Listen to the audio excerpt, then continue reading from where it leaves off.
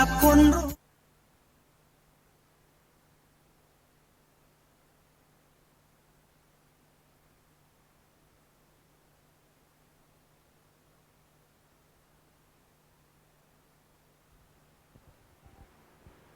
สวัสดีครับท่านผู้ชมวันนี้พบกับรายการวัดไฟหินเพื่อสังคมก็ได้รับความเมตตาจากอาจารย์สวิทย์ลุงวิสัยวันนี้จะมาพูดเรื่องเกี่ยวกับสหประชาชาติกับสิทธิมนุษยชนนะครับเชิญอาจารย์ครับ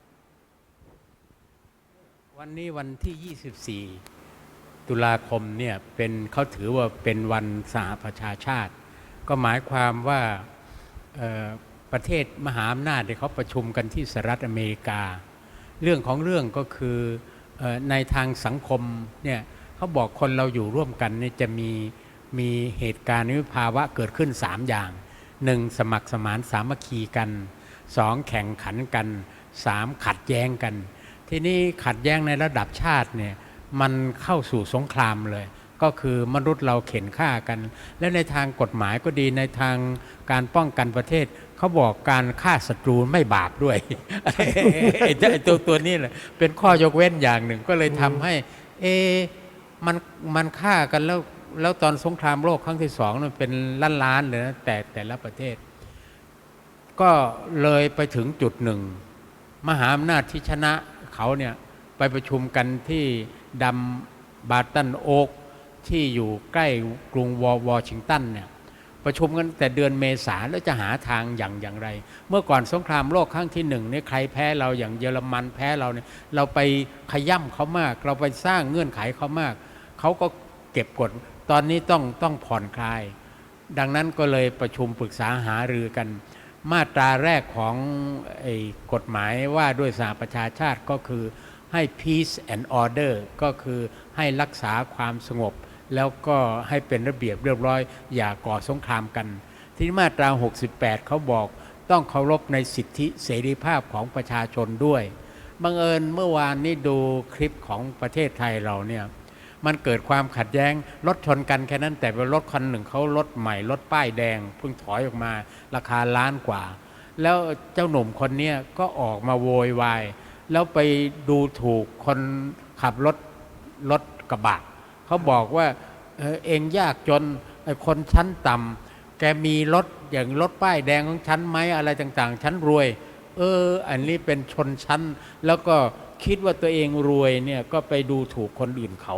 ว่าเป็นชนชั้นต่ำทีนี้ศาสนาพุทธเนี่ยท่านกล่าวไว้ ถ้าจำไม่ผิดภาษาบาลีท่านบอกณชัจจาวสโรโหติณชัจจาโหติพรามโนคนจะดีหรือเลวไม่ได้อยู่ที่ชาติตระกูลแต่อยู่ที่พฤติกรรมที่แสดงออกฉะนั้นไอ้คนที่ไปด่าเขาเนี่ยไม่ใช่ว่าคนไหนเขาเลวกว่ากันนะฮะอันนี้ก็เลยเป็นเรื่องมาพร้อมกับวันสิทธิเสรีภาพของประชาชนเนี่ยผมก็เลยแต่งกลอนไว้ว่า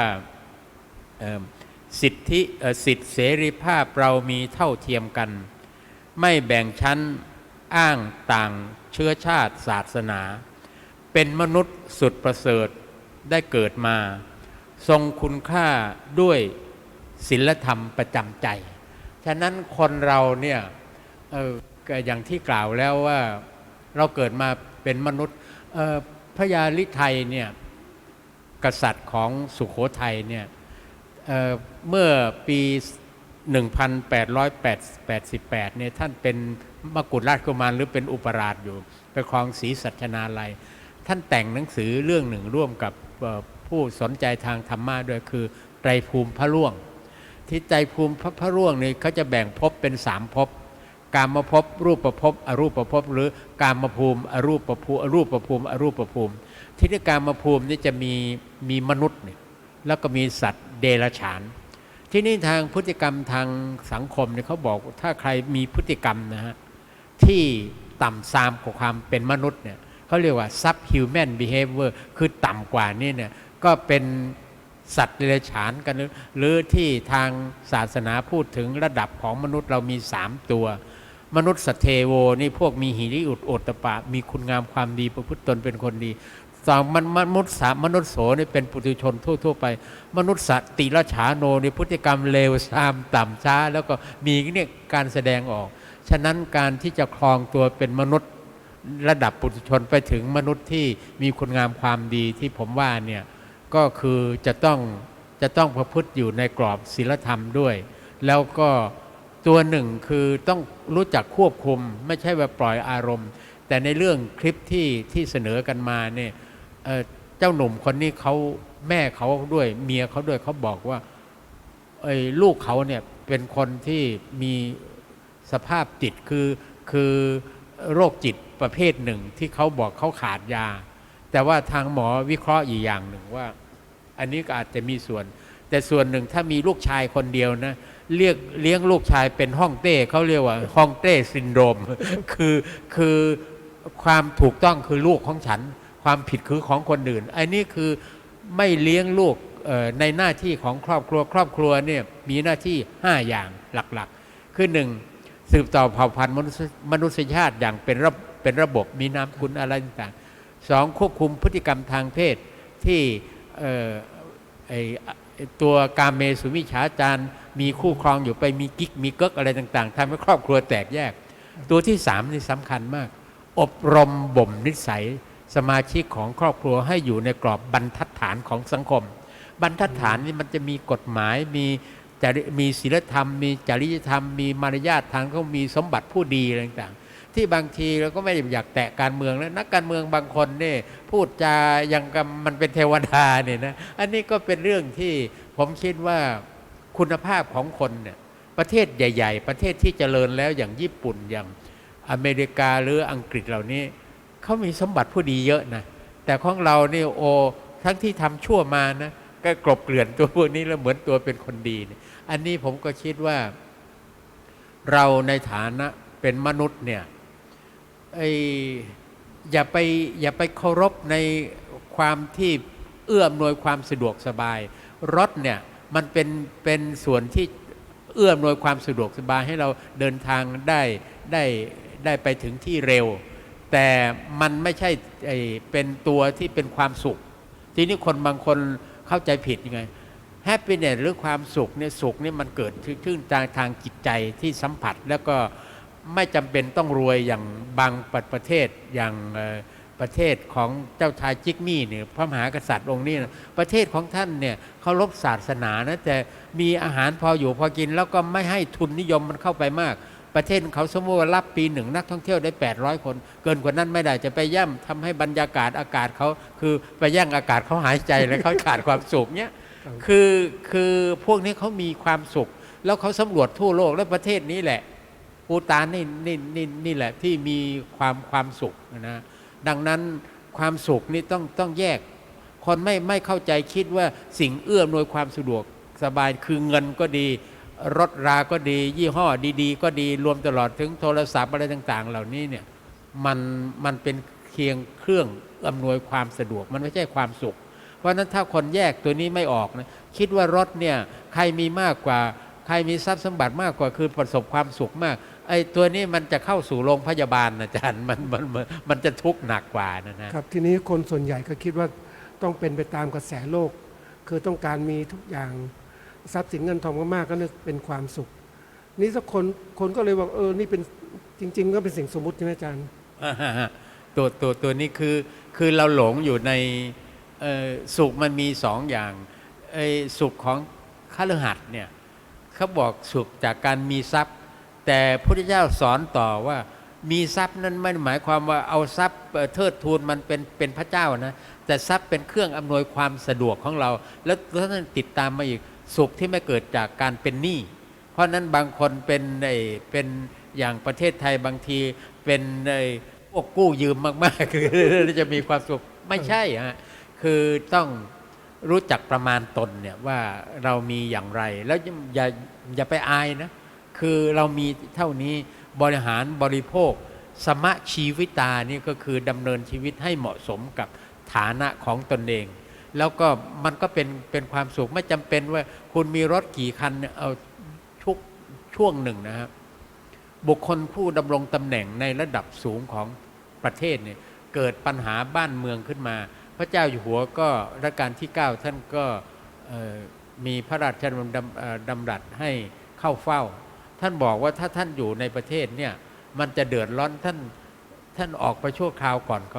ก็แล้วกันในปี 2516นะท่านที่ได้ถูกถึงก็กลับปรากฏว่าเขาไปสำรวจในกรรมสิทธิ์ในทรัพย์สินของท่านนะท่านคนนี้ที่เดินออกนอกประเทศเนี่ยมีรถ32คันถามว่ารถยนต์32คันที่คุณมีเยอะๆเนี่ยคุณนั่งคันไหนมีความสุขมันไม่มีฉะนั้น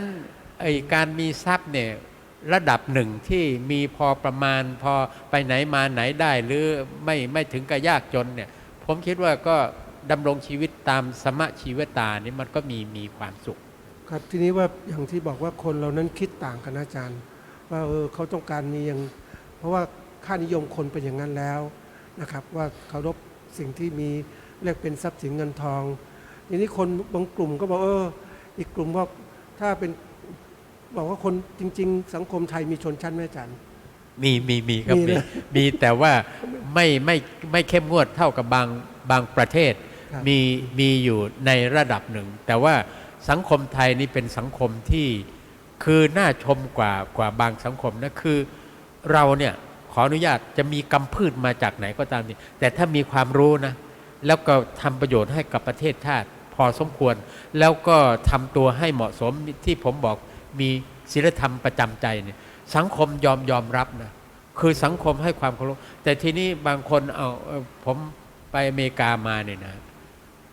พี่น้องผิวดำเนี่ยบังเอิญเมื่อ200 ปีแล้วเนี่ยเขามาเป็นทาสของคนผิวขาวทีนี้พวกเรานี่ผิวไม่ได้แตกต่างกันเพราะผิวดำอยู่อย่างนี้นะก็เลยเป็นที่ส่วนลึกของหัวใจของคนผิวขาวนะก็ไม่ให้เกียรติกันเท่าที่ควรฉะนั้นท่านอดีตประธานาธิบดีโอบามาเนี่ยพ่อท่านเป็นคน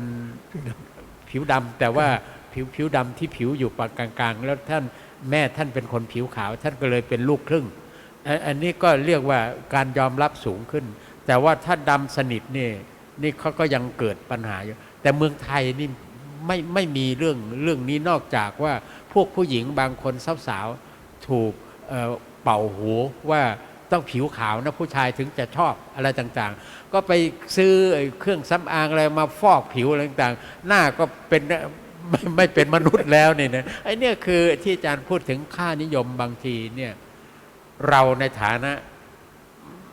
อาจจะอยู่ในสถาบันการศึกษาเลยเราไม่แคร์เรื่องนี้ก็เราเลยเราคุยกันได้นะแกอย่างพวกอาจารย์ก็คุยกันได้สิแต่พวกหนูยังชอบอยู่อะไรพวกนี้ อันนี้คือเราหลง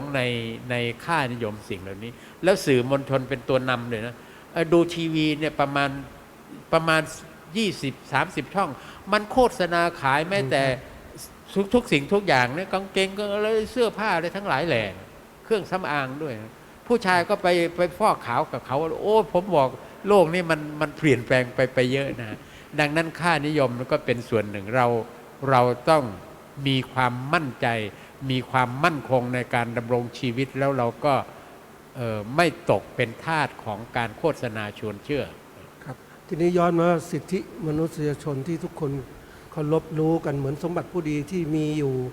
แต่มันก็อยู่ในหนังสือพวกคนส่วนใหญ่ไม่ค่อยคนทำไมเขาขวางกั้นตรงนี้อาจารย์ทำไมไม่ยอมพัฒนาตรงนี้ว่ายังไงก็ต้องเข้าใจให้เกียรติคนทุกคนมันเป็นเพราะอะไรอาจารย์คือคนที่ขอท้วงติงกระทรวงศึกษาธิการนะในระดับเมื่อก่อนเนี่ยอาจารย์เคยอ่านหนังสือเรื่องศีลธรรมเรื่องประวัติศาสตร์เรื่องอะไรต่างๆเพื่อให้รู้จักวัฒนธรรมอันดีงามเนี่ยเขา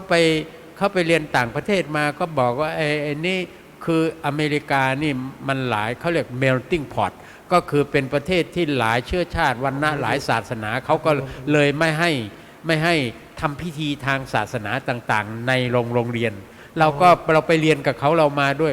ไม่แค่นั้นนะฮะพวกเราเขียนภาษาอังกฤษจะเขียนตัวรวดนะคือ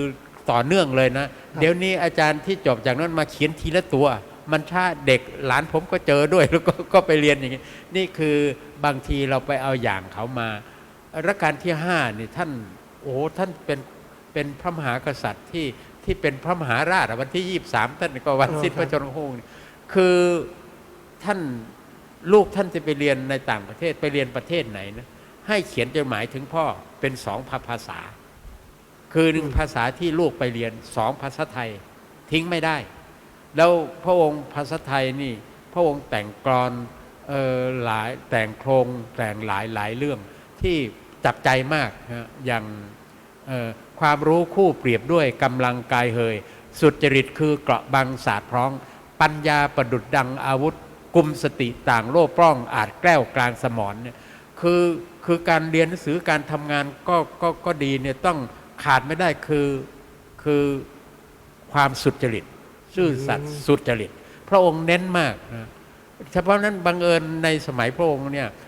ลูกรัชกาลที่4นี่หลายพระองค์เป็นเขาเรียกว่าเป็นมือเป็นไม้ให้รัชกาลที่5ได้บริหารงานประเทศชาติเจริญก้าวหน้าฉลาดทั้งทุกสาขานะอาจารย์อันนี้ก็เป็นส่วนหนึ่งที่วันที่23ก็เป็นวันปิยมหาราชวันที่24ก็เป็นวันสิทธิมนุษยชนวันสิทธิมนุษยชนเนี่ยท่านบอกว่าครอง4สุภาพรัชกาลที่5บอกฝูงชนกำเนิดคล้ายคลึงกันใหญ่ย่อมเพศผิวพรรณแผกบ้างใหญ่ย่อมเพศผิวพรรณแผกบ้างแล้วตัวสุดท้ายท่านบอกเว้นแต่ชั่วดีกระด้างอ่อนแก้ลือไหวเนี่ยฉะนั้นที่ท่านนำเสนอหรือที่ท่านเตือนพวกเราเนี่ยรัชกาลที่5เป็นคือก็ท่านเป็นมหาราชนะคือทั้งเลิกทาสแล้วก็เป็นบุคคลที่นำพาประเทศชาติพัฒนาประเทศชาติให้เจริญก้าวหน้าอันนี้ก็ส่วนหนึ่งท่านก็สิทธิมนุษยชนเนี่ยรัชกาลที่5คือเลิกทาสเนี่ยคือต้องให้เกียรติความเป็นมนุษย์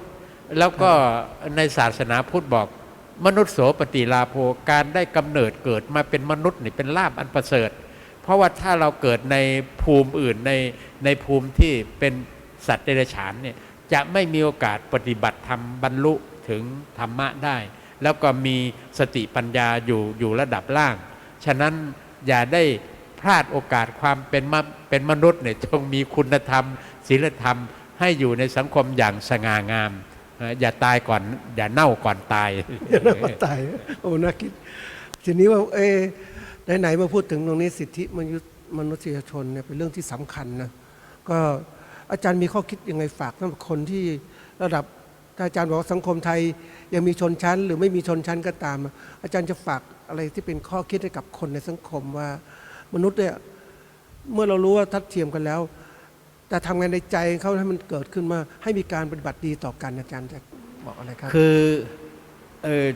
ที่กลอนสุดท้ายที่ผมเขียนไว้ทรงคุณค่าด้วยศีลธรรมประจำใจมนุษย์เราเนี่ยคือมีพฤติกรรมที่จะทรงตัวความเป็นมนุษย์เป็นปุถุชนอยู่ได้ระดับหนึ่งนี่เราต้องมีเอาที่ท่านพระเดชพระคุณวัดปากน้ำท่านสมเด็จพระมหารัชมุนีเนี่ยท่านบอกครอบครัวศีลห้าไงคือศีลห้านี่ไม่ว่าจะอยู่ศาสนาใดเป็นพื้นฐานเลยนะฮะตัวนี้แหละที่จะอยู่ด้วยกันอย่างเคารพในสิทธิของกันและกันไม่ลักทรัพย์นี่คือเคารพในกรรมสิทธิ์ของผู้อื่นเขานะฮะแล้วก็ไม่ล่วงเกินอะไรพวกนี้ก็สิทธิในครอบครัวดังนั้นผมคิดว่าถ้ามีโอกาสควรจะถ้าไม่ได้ออกมาข้างนอกนะหาเทปอะไรที่ทางศาสนาต่างๆเขาสอนเนี่ยพื้นฐานเนี่ยจะทำให้เราสามารถครองตนอยู่ในความคือเคารพในสิทธิของผู้อื่นแล้วก็ไม่ละเมิดเสรีภาพหรือว่าไปการดูหมิ่นเหยียดหยามกันเนี่ยจิตใจอย่างนั้นแล้วผมคิดว่าคนเหล่านี้นะที่มีคุณธรรมประจำใจเนี่ยไม่บ้าหรอกไม่เป็นโรคประสาทหรอก แต่ว่าที่เป็นเนี่ยเพราะไปหลงค่านิยมที่อาจารย์พูดถึงนะว่ามีอะไรก็เสพไอ้สิ่งที่ถูกโฆษณาชวนเชื่อไปนะครับอันนี้ก็เป็นข้อคิดที่ดีมากนะครับท่านผู้ชมเพราะว่าสังคมเราเนี่ยถ้าเคารพสิทธิมนุษยชนเราก็จะอยู่อย่างมีความสุขนะครับมีเขาเรียกว่าอยู่อย่างเป็นเพื่อนกันนะไม่ใช่มีอย่างสร้างปัญหาซึ่งกันและกัน ก็ข้อคิดที่อาจารย์สวิทย์ลุงวิสัยให้กับท่านผู้ชมก็เป็นประโยชน์อย่างมากต่อสังคมไทย ซึ่งวันนี้การที่เราเคารพสิทธิมนุษยชนเป็นตัวเชื่อมทำให้คนในสังคมนั้นอยู่ด้วยกันอย่างมีความสุขนะครับ ก็ฝากเป็นข้อคิดให้กับท่านผู้ชมนะครับ พบกับรายการวัดไฟหินเพื่อสังคมในตอนต่อไปครับ วันนี้ใครขอขอบพระคุณอาจารย์สวิทย์ลุงวิสัยนะครับครับ สวัสดีครับ